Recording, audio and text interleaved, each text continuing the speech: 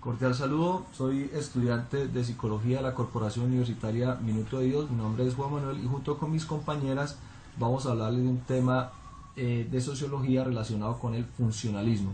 Uno de los primeros precursores del funcionalismo fue el doctor Émile Durkheim, que nació en Epinal en 1858 y murió en París en 1917. Sociólogo y antropólogo francés. En 1879, Émile Durkheim ingresó en la Escuela Normal Superior de París y se licenció en filosofía en 1882. Terminados sus estudios en la normal, se dedicó plenamente a la sociología. Fue nombrado profesor encargado de la asignatura de Ciencia Social y Pedagogía de la Universidad de Burdeos, 1887. En 1902 fue nombrado profesor de la Cátedra de Ciencias de la Educación de la Facultad de Letras de París, enseñanza que simultaneó con la sociología hasta su muerte. La primera obra importante del Dr. Durkheim es su tesis doctoral de la División del Trabajo Social, 1893, y en 1895 publicó su segunda obra fundamental, Las reglas del método sociológico, que constituye un verdadero breviario de sociología. Publicó también de la definición de fenómenos religiosos y las formas elementales de la vida religiosa. Buenas noches, mi nombre es Marcianela Meneses y les voy a hablar del siguiente representante del funcionalismo, el cual es Talcott Parsons, quien nació en Colorado Springs en 1902 y murió en Múnich en 1979, sociólogo estadounidense cuya contribución más notable fue la difusión de conceptos de acción social tras licenciarse en el Colegio de Massachusetts en 1926. Después se trasladó a Europa, donde amplió estudios en London, en la Escuela de Economía y en la Universidad de Heidelberg, en la que recibió el doctorado en 1927 con una tesis sobre el origen del capitalismo en la obra de Max Weber. Parsons comenzó a impartir clases de economía en la Universidad de Harvard y en 1931 pasó a enseñar sociología. Ya después, en 1944, obtuvo finalmente la cátedra de dicha disciplina en Harvard, donde entre 1946 y 1956 fue jefe del nuevo Departamento de Relaciones Sociales. Junto a Merton, Talcott Parsons fue el más influyente representante del funcionalismo sociológico. Encuadrado inicialmente dentro de la teoría de acción social, adoptó el funcionalismo desarrollando una teoría sistemática del comportamiento humano basado en el principio de la voluntariedad. Después, ya desde un análisis estructural funcional y recogiendo la tradición teórica de autores europeos como Pareto, Marshall y Durkheim y el propio Weber, Parsons expuso el más importante obra, La estructura de acción social, en 1937, la teoría de la acción. Continuamos hablando de los precursores del funcionalismo. Hablaremos ahora de Robert Merton, quien nace en el año 1910 y se muere en el año 2003 en Filadelfia. En el año 1973 publica su libro Las consecuencias no intencionadas de la acción intencional. Con este libro, Robert Merton desarrolla la relación entre la teoría y la investigación. Pero es en el año de 1949 y tras la publicación de su libro La teoría de la estructura social, donde Robert Merton alcanza el reconocimiento académico y además se convierte este libro en un clásico de la sociología, donde se reimprime en más de 30 ocasiones y se traduce a 16 idiomas. En el año de 1976, Robert Merton tuvo constancia en dos de los campos de la sociología del conocimiento y la sociología de la ciencia.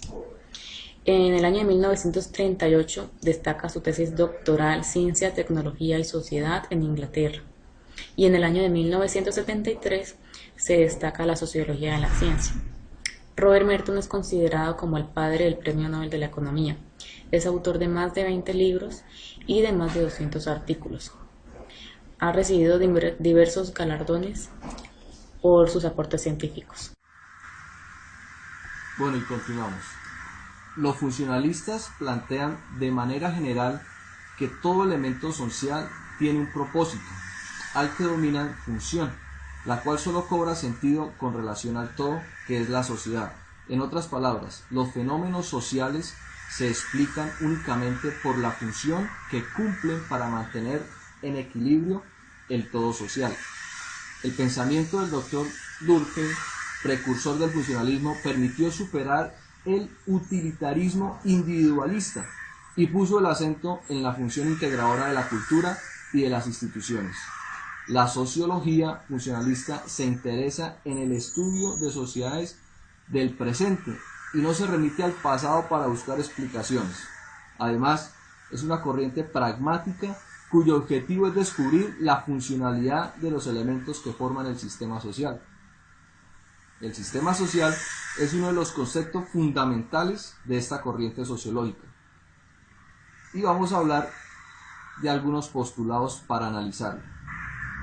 Las sociedades pueden considerarse integralmente como sistemas de partes interrelacionadas. Cualquier grado de complejidad en una sociedad implica que hay focos que interactúan dentro de ella que pueden considerarse sistemas. Todos los sistemas de la vida real son abiertos en cuanto que mantienen intercambios e interrelaciones con otros.